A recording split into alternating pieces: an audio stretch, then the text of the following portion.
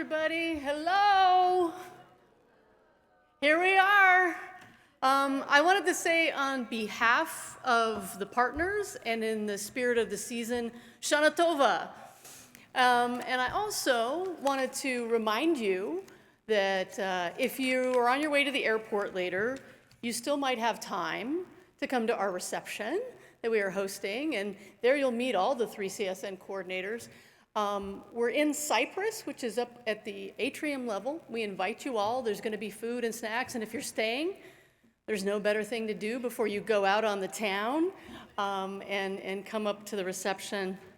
I also wanted to thank, there's so many of you who came up to me and you shared the names of your family members or people that you knew that had survived domestic violence. And I really appreciate that, to carry on the theme that Linda just talked about, the fact that we do have to see our students as human and we have to see ourselves as human. And I also wanted to remind you, because there's always something else to remind you of, that tomorrow is National Coming Out Day. So please do feel free to also think about that, especially as you walk through the amazing Harvey Milk terminal. I can't even tell you, I didn't expect it, and when I got off the airplane and to see that, and to see it in this context of institutions where we often don't see ourselves, it was pretty special. And that really is the theme we're going to leave you on with our keynote speaker. It's really my honor to introduce our closing keynote speaker. He's proudly one of our own from our system, and he's proudly one of our own straight from Pomona, California. Yeah, right on. He's the president of Cosumnes River College, and I want to get this whole name right, he is the founder of the African American Male Network and Development Incorporated, but you all know it as A2MEND. Dr. Edward Bush. I know many of you have had the good fortune of working with Dr. Bush or attending meetings or conferences where he's presenting or contributing his expertise, which is over 20 years of experience in leading innovations in California community colleges. And not only has his leadership been instrumental in helping CRC close achievement gaps and equitize learning, but he brings that same spirit and leadership to A2MEND, which, if you are not familiar with the work of A2MEND, is a nonprofit organization that is comprised of African American male administrators who utilize their scholarly and professional expertise to foster institutional change within the community college system. Dr. Bush is a highly published scholar. He has an amazing framework he's helped develop around African American male theory. I know some of you attended that amazing session right before here. It was really great. We got a keynote before you guys got a keynote, so you missed out. And I think what you'll witness in his talk today, he's going to help us at once confront and then embrace the first law of improvement, which is every system is perfectly designed to achieve the results it gets. So what are we going to do about our system? As I've come to understand from my own experiences and interactions with Dr. Bush, he's going to make the case for the urgent dismantling of institutional racism and asymmetrical economics underpinnings that undergird our system in community colleges. But he's going to do it with grace and wisdom. It's born of his fundamental approach. Yeah. Here's what he knows.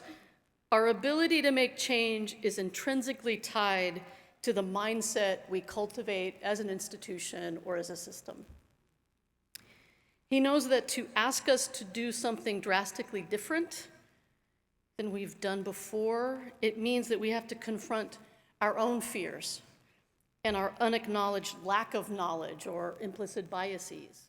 So one of the things he does at his college is he has a fall convocation and a spring convocation, and he comes out and he has a theme, and one of the themes, because I watched them, he, one time to get at this idea of how do you change something? You have to confront your own fears.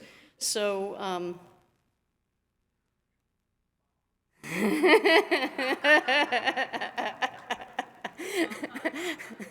this apparently, fear of heights, it was one of his fears, and he wanted to, and I think he's going to invite us, along with his own institution, to make this jump, right?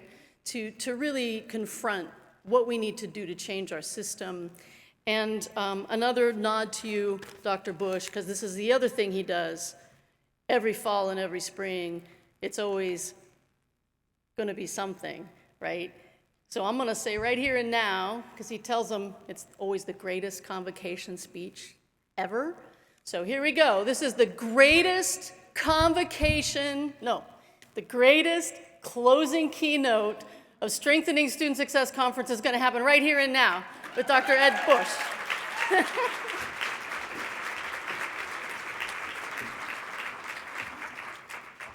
Thank you. What an awesome introduction.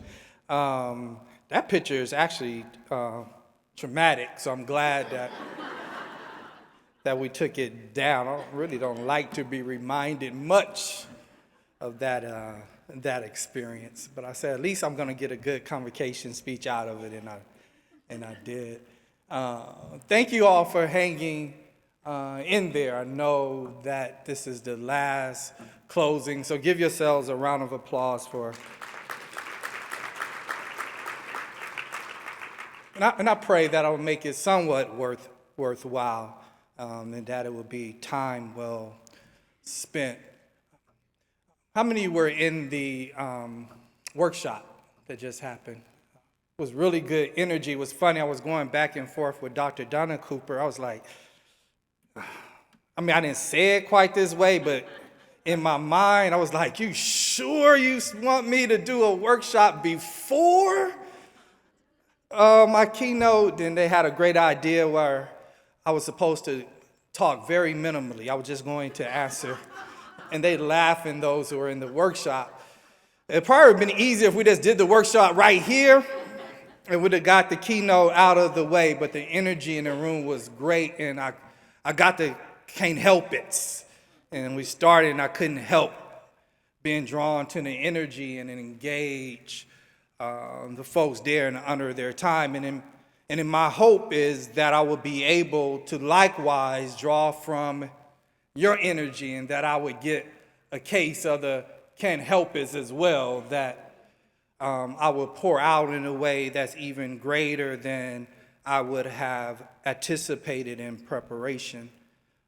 One of the things that I want to do that's somewhat off script, particularly as in many ways this presentation, this talk, this keynote may challenge you, may challenge us, and definitely may challenge the system, but I do want to make what I think is an incredibly important distinction that often gets overlooked when we talk about disruptive work and change work, is that often I think we fail to fundamentally acknowledge all of the monumental efforts, well-intentioned efforts that have transpired at our institutions for years.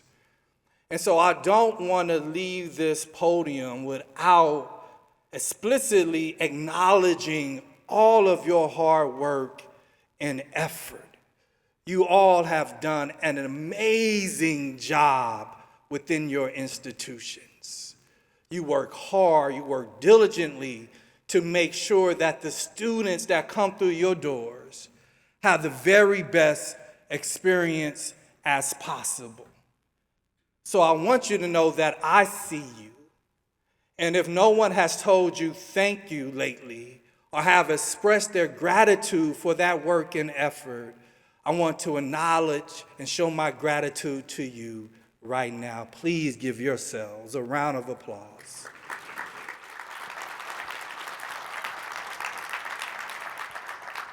For your hard work and your efforts.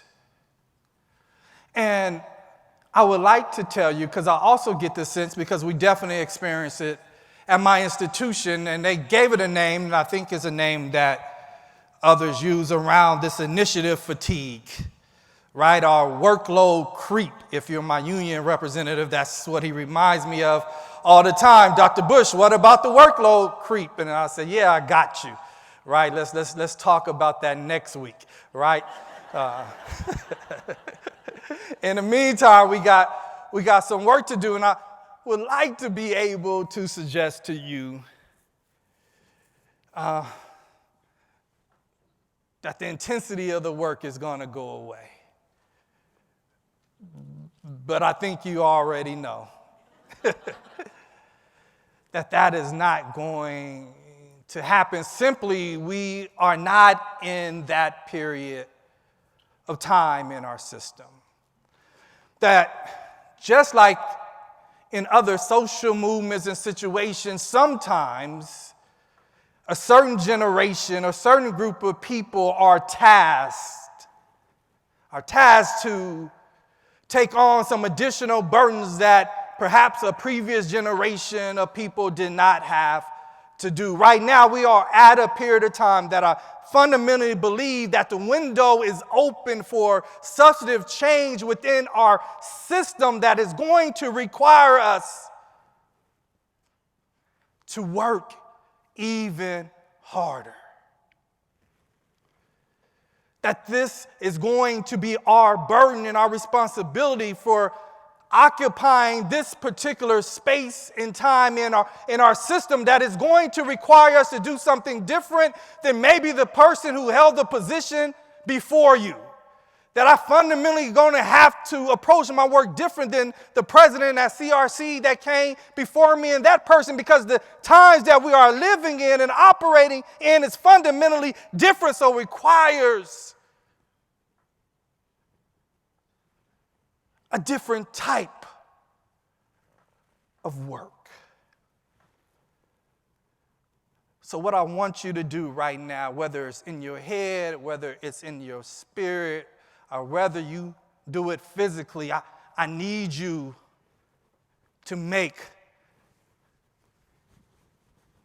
a shift.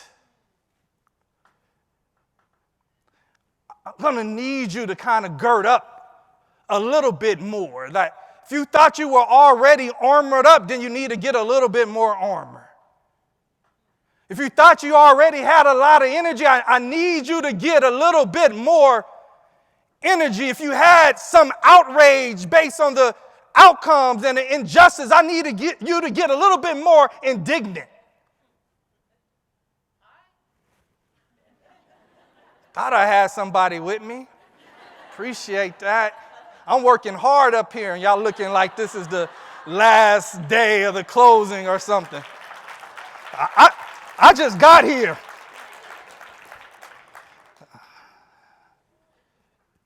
You just wrap your mind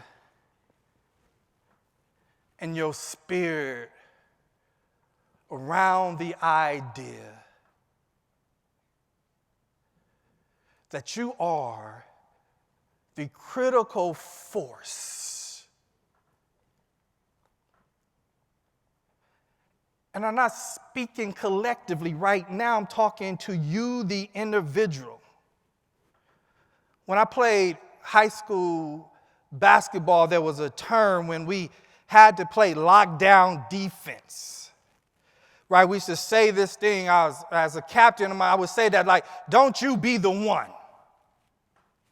I would say, don't you be the one, meaning if you're denying, I know, I'm sorry, using sports analogy just works so well and so easy for me to do. Is that don't let your man touch the ball. Don't be the one to let your man touch the ball. We play defense collectively, but sometimes you have to make a decision in yourself that you're going to be the one to make the difference. Yes, other folks in your department, it's other folks in your division. You're not alone, but at some point you have to know that you have to be the one to dig in and make sure your man don't touch the ball. You got to dig in and make sure that this student is not going to fail on my watch. You got to make the decision that this student is going to understand this concept today. I don't care what's going to happen in her classroom next. I don't care what background or what lack of educational preparation that they had, but because I know that I'm the one that can make a critical difference in this student's life, that I'm going to close the gap myself. That I'm not going to depend on the system. That I'm not going to look to get permission from my dean or my vice president.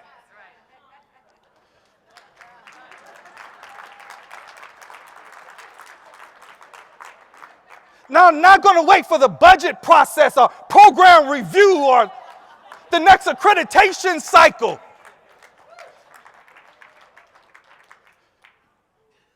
That today, right now, I'm going to take ownership of my space. I'm going to take ownership of my space. What space do you occupy at the institution that could be transformed because you decide to make it different?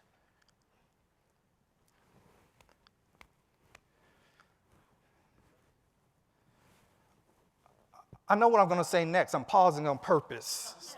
It's called, theatrical effect.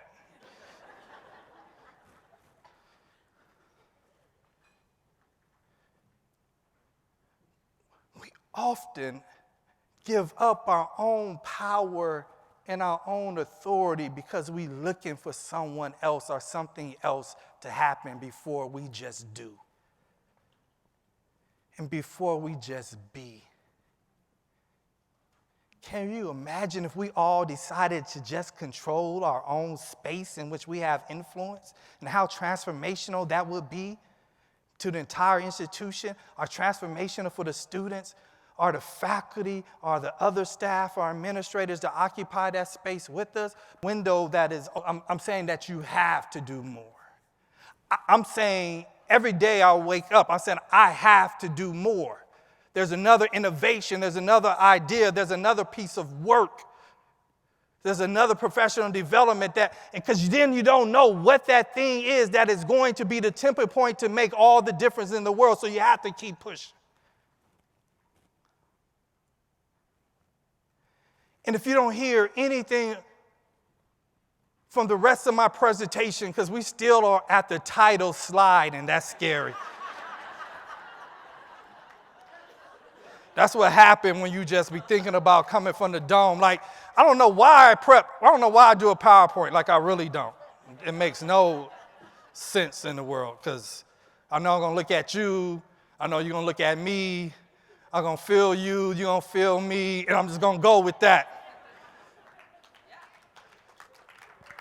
But what I'm feeling from you right now, just continue to push. Continue to push. I know you're dealing with the drama at your institution. I know there's some folks you work with that you absolutely just don't like. I know you might be sitting next to them right now, so just look towards me. And you just have to sit with them because they're from the same school and you going through. Please hope they didn't save me a spot. I hope they didn't save me a spot at the table. Hope they didn't. I know I'm telling the truth. I'm just serious.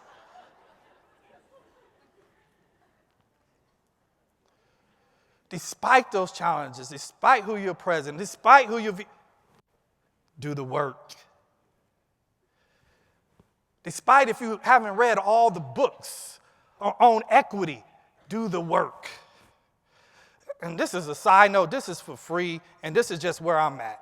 And it's going to sound crazy. It really is. So I'm trying to think of how I can make it sound less crazy. I'm really tired of the equity talk.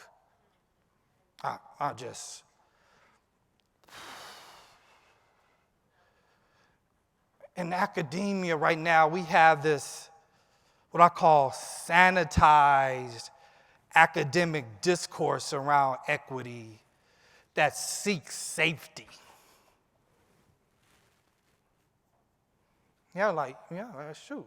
Homeboy, what's wrong with that? I'm glad you asked. Because inherently, real equity work is not safe, it's not sanitized. It's great to have other people on my team that is rooted in academic understanding around equity. But I really would prefer someone who maybe read one book, who's just down to do work, who are in their bones, they're just activists and agitators, right? No, we could catch up on the reading, but it's hard to teach someone to have courage.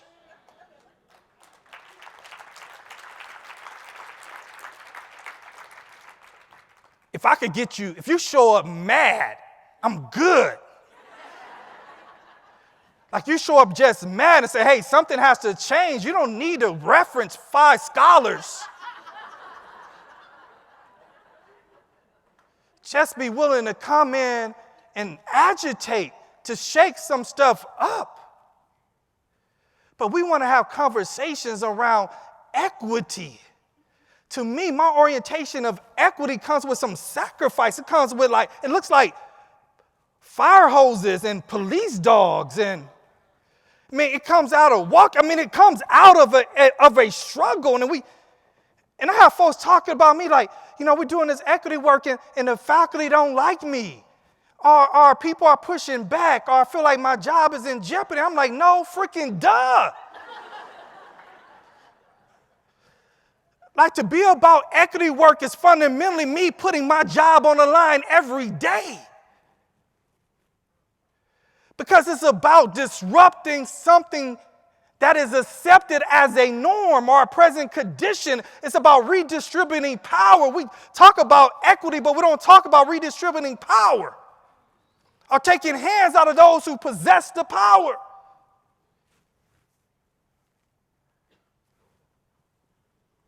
So my patience for the Q equity talk, for me, it's important. I've led those. I've done that. It's critical. But give me someone who's willing to go on the march in the face of dogs lining the street, who puts students ahead of their tenure, ahead of their job, who's willing to stand up and do the right thing when it's unpopular, tell the truth before the truth is accepted as truth. Call things out. Don't care about managing the comfort levels of others in the face of inequities. We care more about those who perpetuate inequities than those who've been victimized by it. Oh, how you feeling? Don't cry. I know this is hard.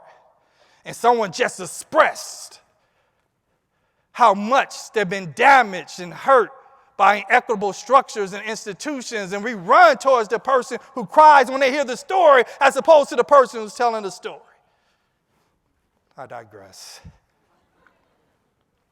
The paradox of dismantling a perfectly designed system really has come out of what has been a source of frustration as we attempt to do the work to create more equitable outcomes, particularly for students of color and low-income students. I call it a pet peeve of mine, but it's really stronger than that. Is often we expend a tremendous amount of time, energy, and effort solving issues that are symptoms as opposed to addressing issues that are at the core.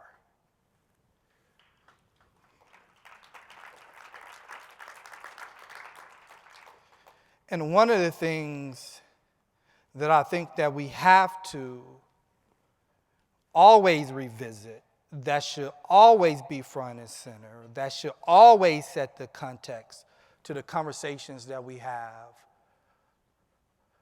around inequities, is to go back to the source as it relates to the California community colleges specifically, but also higher educational structure within the state of California in particular. Look at your neighbor and say the source.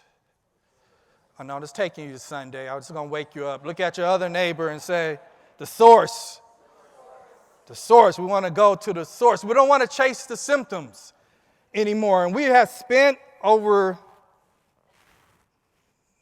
decades of history in higher education and community college, a lot of time, a lot of money, a lot of resources trying to solve symptoms without a diagnosis of where the disease is actually coming from. So what I want to do is call out the disease, and it just so happened that Clark Kerr face is up right now.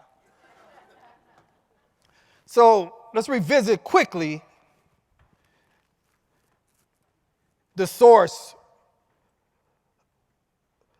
of the creation community colleges existed before, but our present understanding of the three-tier structure of the California higher education system, and with the chief architect of the California master plan that I refer to as the MASA plan.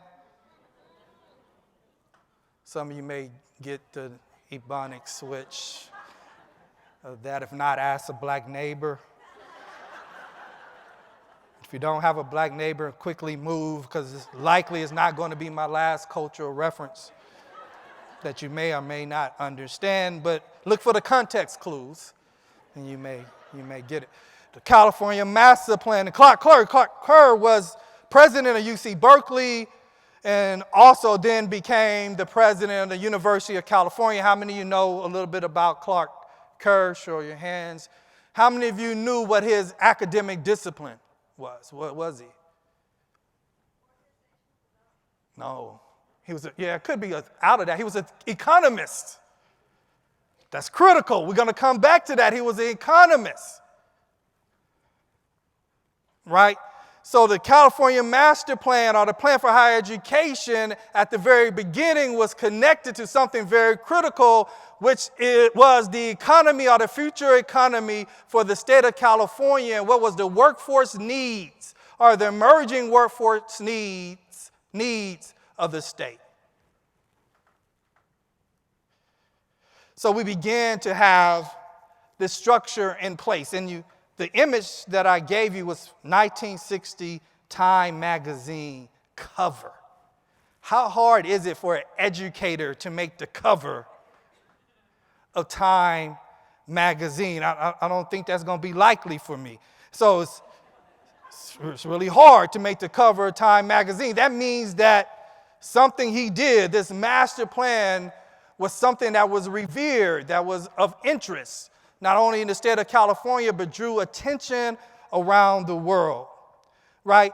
And so the tenets, and you all know, you are familiar with the master plan and how it created the three segments of higher education, right? I won't say created, but defined, or better defined, the three segments of higher education, right? I'm going to pick out a piece of this. The first bullet says that some form of higher education ought to be available to all, regardless of their economic means, and that academic progress should be limited only by individual proficiency. And you can read the rest. A couple of problematic statements, but we're not going to focus on that yet. But in essence, we could agree that that is a pretty altruistic goal, this idea that everyone in the state of California should have access to higher education, like regardless of the amount of money that you make, right? Regardless of where you come from, this idea that all should have the ability to benefit and take advantage of higher education. We all believe in that notion, right? And then that scripture is important to note and pick up a context clue that we're going to hit a little bit later, is that this was in response to, the master plan was in response to something, right? It was in response to two things, the future economic outlook of the state of California, but also this population increase And not only a population increase, but you begin to see a trend of the browning and blackening, right, of the state of California, which is significant in this conversation. Are you with me? Okay. And so we see, and what we know now is the stratification within the tier system of the UC and the responsibility of serving roughly 12%, 33% for the CSU, and then open access for the community college. Have you ever stopped, or how many of you know, like, why those percentages? Like, did they just reach in the hat and say 12.5? That seemed rather random, right? Like, why? Good number? Was it based on the number of folks in the population? And so they did the math and said, well, we only UC, we only could do 10,000 students, and 10,000 students is, nah. This was based on what the economic projections of the workforce needs were for the state, based on each type of education that would be produced for each of these systems. So approximately 12% of California, as you move in the future, will need professionals. We need doctors, all the things in which is produced at the UC. So the structure of this was based, it's not arbitrary numbers, it was based on the economic outlook for the state or projections. Let me go back. Something I want to point out. No, it's coming up. My bad. This is a recent 2018 in executive summary of the research office of the governor's, California governor's office, looking at a review of the master plan. And I'm not in the habit of reading slides, but I will read this. While the mythic stature of the master plan is well deserved in many respects, the reality of its creation was much, much less bold and idealistic. Look at your number again and say the source. Y'all was weak on that. We're going to try it again. According to the literature surrounding it, the master plan, yes, I didn't even have to tell you, was a what? What's the next word? A what? A what? No, one more time. A what? A defensive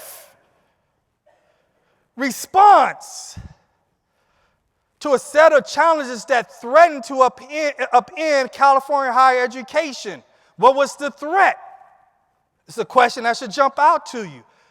What were they responding to? Should be another question that jumps at you. Rather than establishing truly universal access, which we thought the intent was when we looked at the previous slide, was to do what? Open up access to what? To everyone and to all, but we're seeing a little different turn of that. We say rather than establishing truly universal access to higher education, it sought to provide and limit. This is the state governor's office executive summary. It's not Ed Bush executive summary. It's not the Marxist opinion of California Community College system. It says sought to provide and limit college and university education to those with the capacity and willingness to profit by college instruction, incur own words. He said the master plan, and this is the word that trips me out, was a desperate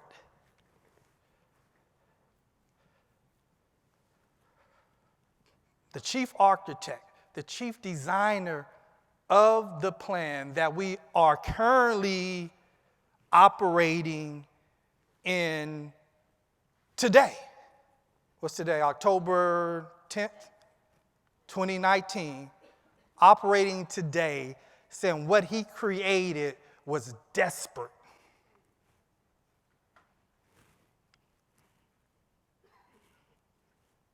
Attempt to prepare for the tidal wave of students to escape state legislative domination and to contain escalating warfare against the separate segments. So in essence, what Clark Kerr was attempting to do, given the tidal wave of students that were coming that were increasingly students of color, he wanted to protect the elite status and standing of the UC system, primarily, by making sure that black and brown students and poor students who feel like they are entitled to education would not bombard the UC demanding education. In his opinion, if they do that, then the status of the University of California would be demeaned. So let me set up another structure, another system to prevent that from happening. Plans and systems matter.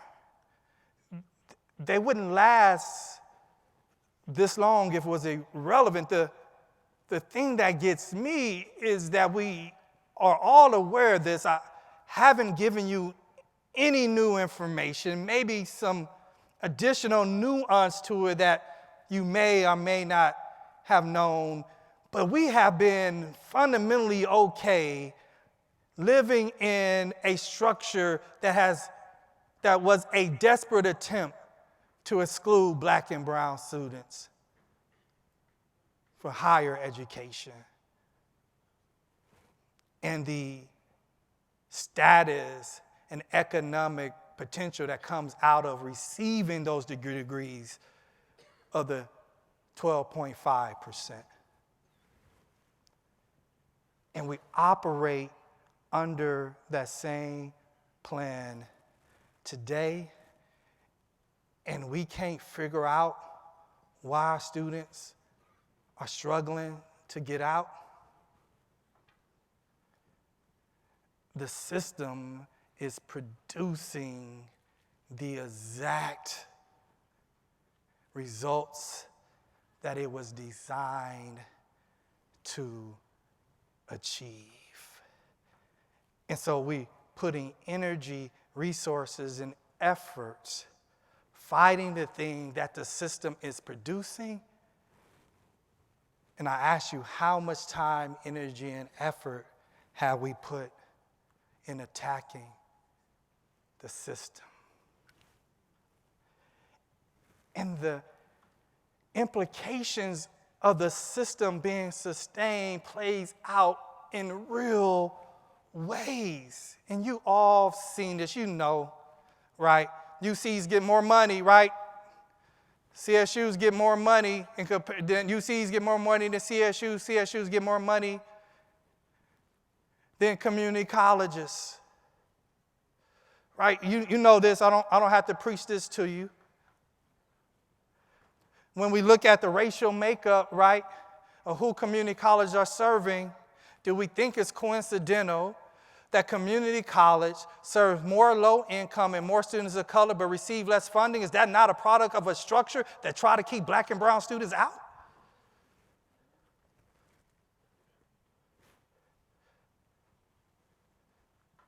Is that not the source of an issue? We argue over a funding formula that actually gives us no more money. It just moves stuff around. And we say it's radical, even call it revolutionary. But we're still operating out of the same basket. Revolutionary would be go to UC and like, give me my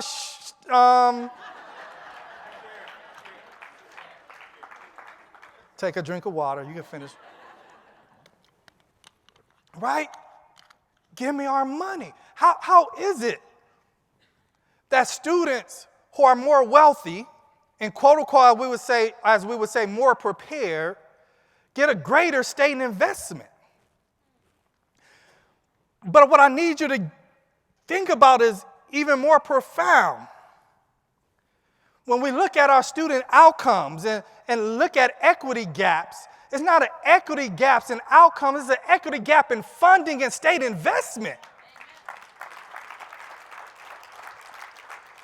So the more money that the state put into a student, the better they do, no duh. The less money they put in a student, the worse they would do. And we see this as a pipeline issue because black and brown students and low-income students attend K-12 systems that have what? And that's a pivotal shift because we blame often our students for their lack of achievement and don't go back to the source. So I challenge the researchers in the room that anytime you look at data that shows disparities in achievement, you better give some context. Give this context that drives people to look at the disease, the source, as opposed to just analyzing the symptoms. If we just continue to highlight the symptoms, researchers, we are committing educational malpractice. Because you cannot give a prescription without knowing the disease. And people take your information and they're writing prescriptions without focusing on the source. And this is just an interesting dynamic to me. And it's around K-12, but we need to prepare this as well. And simply what this side is saying, and it really kind of buttress what I'm saying about the focus on the students. Because often we say just improve student outcomes. And if we improve student outcomes, then students are going to do better in this system. And I will use a cuss word on this, and that's bullshit. But that's counter to how we work. We all work hard. I work really hard around improving student success. I think we still do it, and I don't have time to unpack it. That's still work we have to do and work really hard to do it. But because the system is stratified and structured to keep certain people out, when those people perform better, the bar just raises. Because it's still formula driven, no matter what, it's still going to be the top 12%. It's still going to be the top 33%. And so that line is going to continue to do what? Move. Because it's not increasing capacity. So this slide is saying that there's thousands of more students prepared to go to CSU and UC that are not getting in because those systems are not growing capacity because they were never meant to. Because the economic structure has not changed. And it's difficult to convince someone with a PhD to dig a ditch than it is that someone that's flunked out of high school because they believe it's their fault and they're supposed to dig a ditch.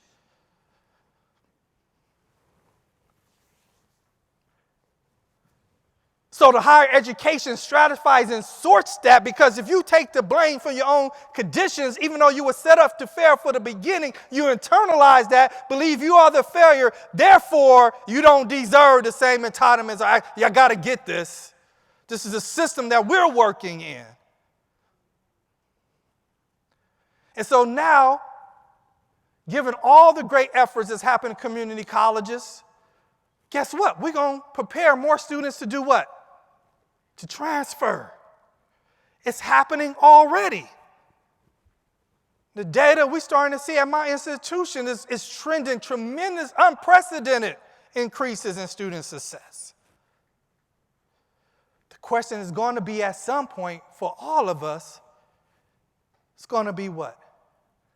Where do they go? Where do they go? And we have a responsibility around their future success. I'm not saying we abandon the idea and the innovation and the work for them to get better. But what I'm saying is that we can't put all our efforts in that basket. That we have to simultaneously challenge the system, the very notion. Question. How much time? 5 minutes? How much? 21? Oh, no, I can't do that. I got a bus. I got a train. Okay. No, 21. No, then that's not going to work. Okay. This is a critical question. Someone read that out loud.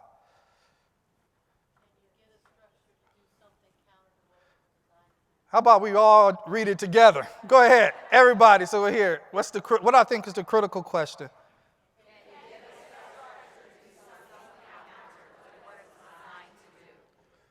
I mean, what y'all think? Well, yeah, then that's the next slide. It's only if we break it. I said, don't jump ahead of my presentation. Just look at the face value of the question. Is that, can we? And it's rhetorical, but it's not. Because I would say, while I think the logical response, based on the conversation we had and perhaps information that you already knew, your answer would probably be no. But by behavior and observation, I would say that we have collectively decided yes.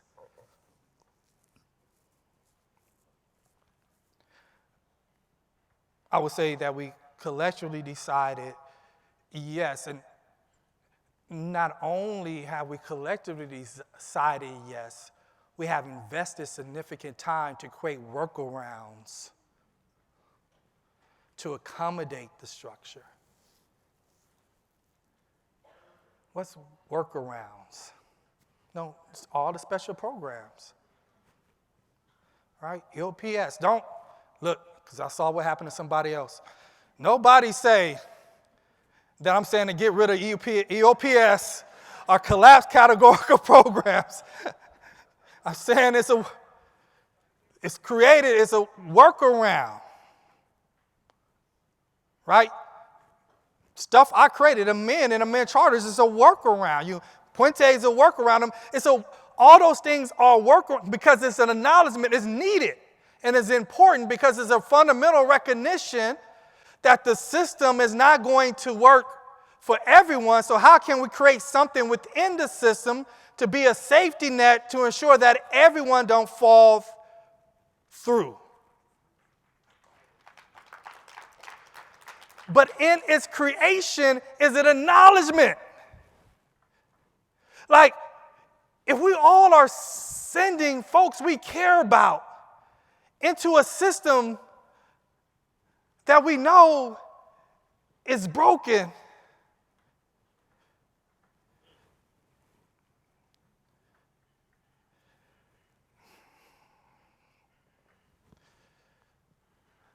and that don't keep us up, and we just say, well, maybe if I could just say 30.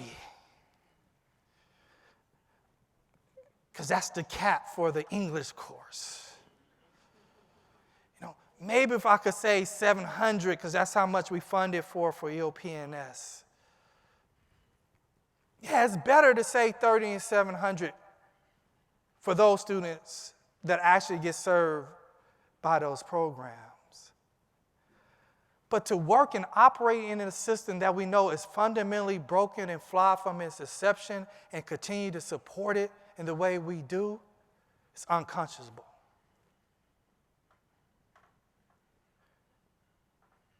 Like, shouldn't we have a system? Let's just think about it. It's basic. Like, shouldn't we have a system and structure designed to work for all students? Like, fundamentally, don't our children, our communities, like, aren't they entitled to that? Don't they at least deserve that not to go to a system that is already rigged? And if we don't do that, at least tell the truth.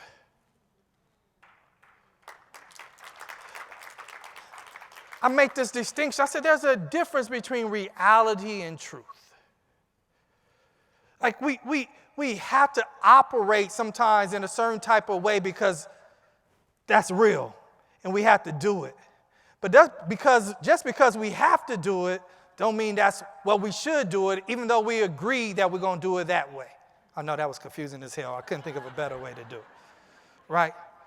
So you can continue to have your jobs. We can continue to work and support the system because we can say that we don't know any better way to do it.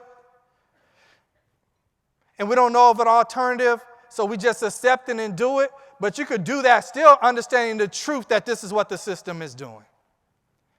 And don't lie to ourselves or fool ourselves that we're doing something or operating in a system and we're not entering that space compromised. Because we're perpetuating it on a day-to-day basis. That's how institutionalized racism works. It's plug and play. That's why it's persistent and pervasive.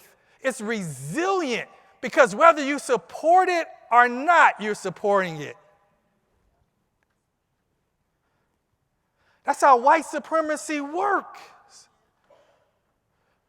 You do it without even thinking about it. You're like, wow, he said white supremacy. I did, and it's going to be okay. I did this in my workshop. Let's pause.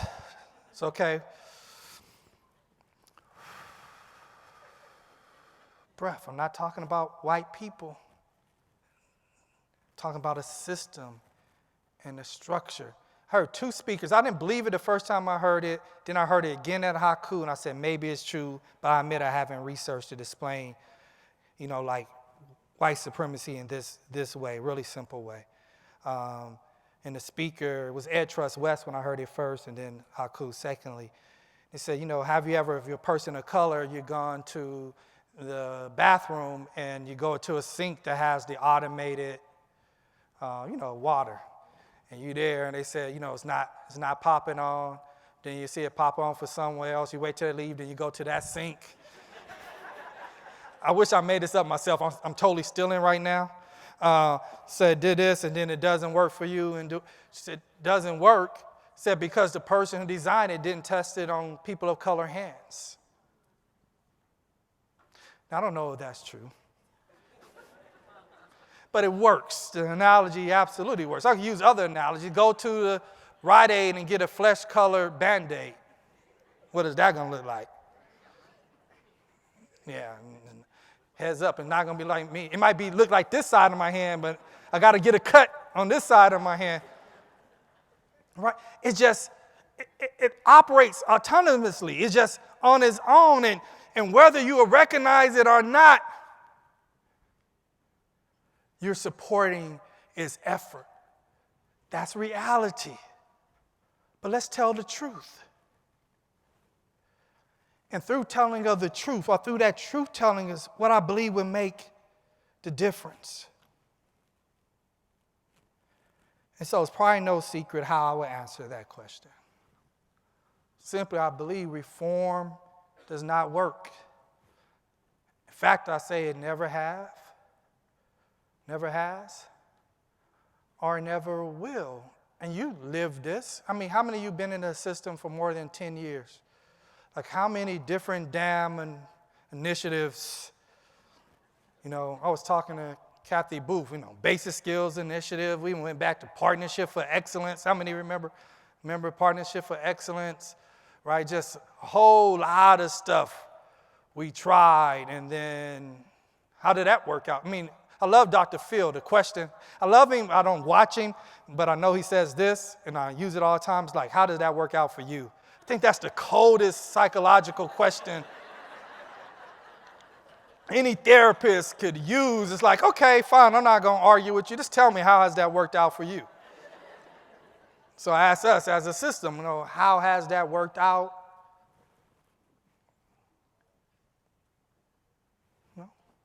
Could go back and forth. I could argue. But the fundamental question, how's that worked out? Still pervasive and persistence gaps in achievement, right?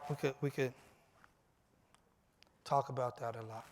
And my simple thing is, damn, why can we start by talking about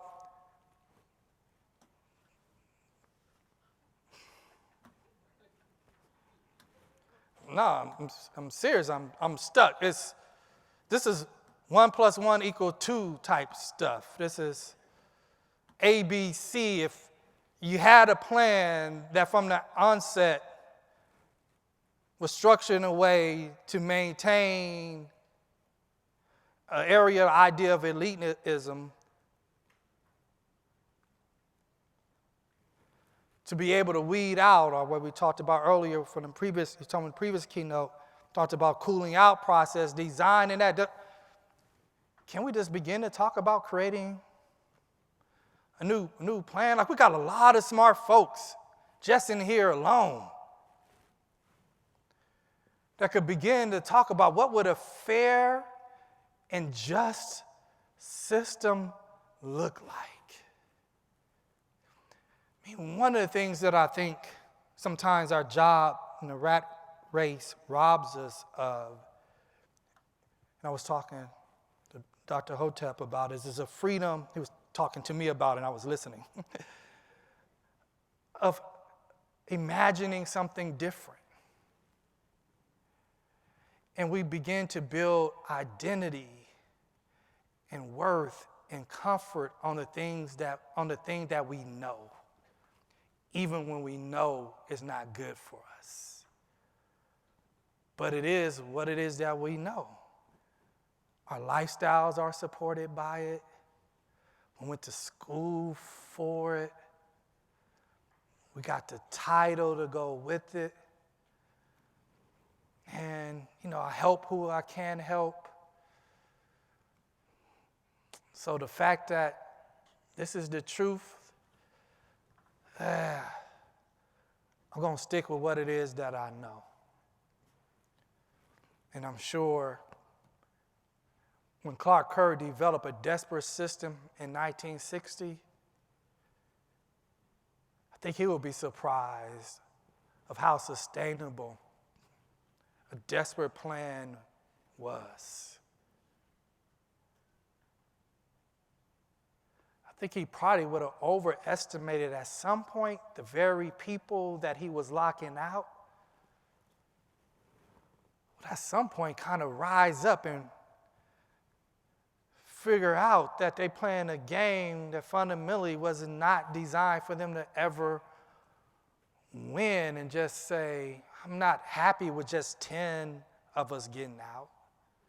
Like, if all of us can't get out, it's not good. I think he would have overestimated the fact that we would have had folks, even those people that the system was designed for, that would inherently see the unfairness baked into the process, would say, hey, I care enough about my neighbor. I care enough about the folks of color that I know, those in the classroom, that no way will we continue to plug into a system that would continue to uphold the type of structure and equities that exist. There's a term, y'all. There's a term. Not often used in education, I admit.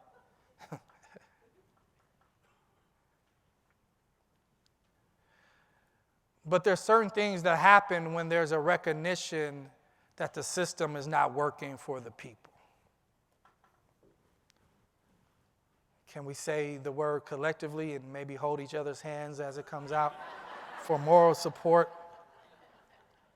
And I think the good news is that we're on the brink of this, and this is why this message is so important and why I took the time to talk to you earlier, because I think we're on the brink of something significant.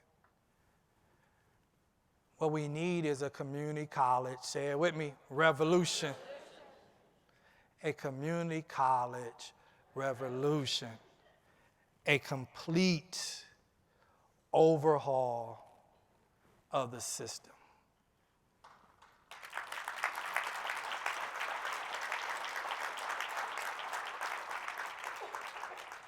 And for that, with my last remaining few minutes, I want to just talk a little bit in terms of what that would look like, at least a mindset or approach that will inform the revolution.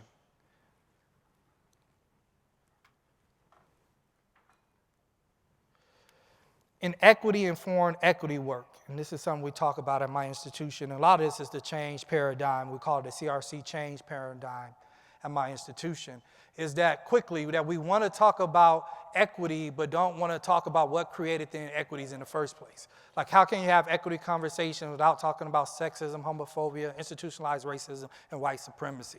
We want to talk about equity like it just popped up one day.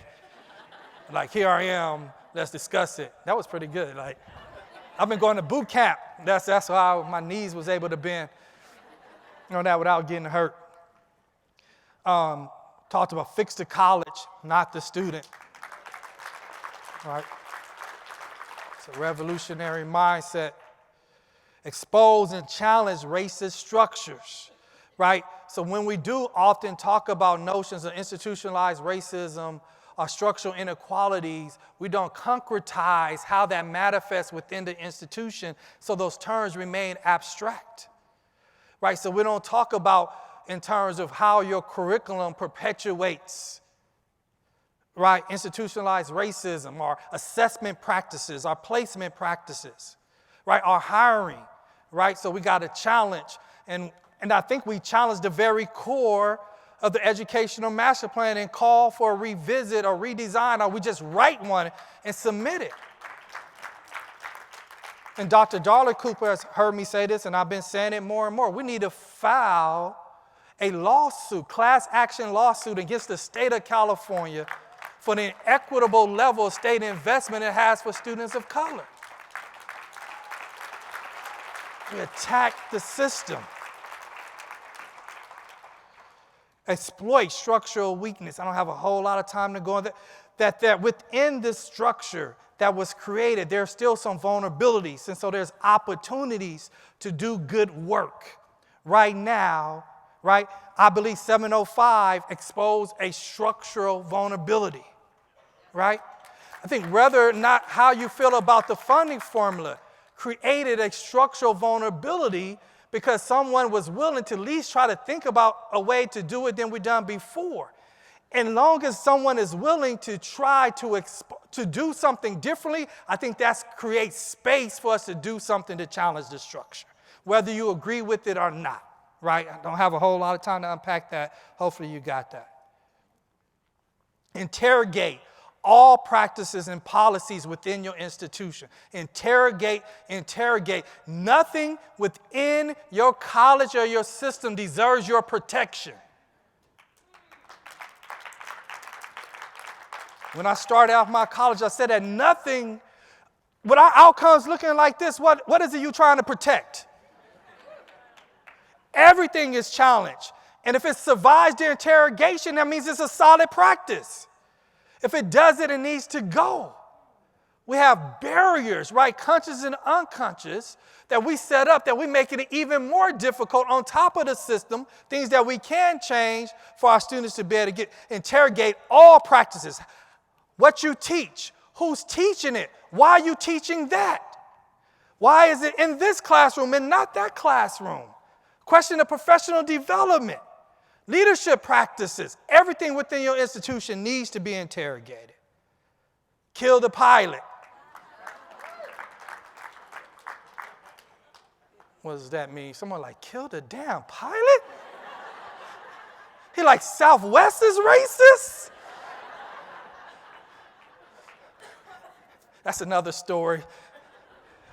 But I believe, and I demonstrate that we can do it, is if something is a good idea, a good practice, you could bring it at scale from the onset. As long as it's better than the thing you've done before, let's try it. Right? We pilot things to death. So kill it. Have a sustained sense of urgency. We have this paralysis by analysis. Give me this data point. Well, show me this by students who come at night, but come at night on Thursdays and not Wednesdays. And until we answer that question, we don't know what it is we're going to do, because students who come Thursday are very different student population than students that come Wednesday nights. And I'm like, hey, let's discuss it. We want to do something that's really good. Take your time. But I tell them this, at my college, I don't know what you tell them on yours, every minute we take is another set of students that's still navigating something we already acknowledge that is broken. Right? So it might take 2 semesters. If you tell them it takes 2 semesters to do that, to come up with our guided pathways work, okay, it might take 2 semesters, but let me tell you what's on your head. So do you think we could push a little bit faster? Or do you think we could try this out and just fix it as we go? Because I guarantee you, what we're going to do is not going to be worse.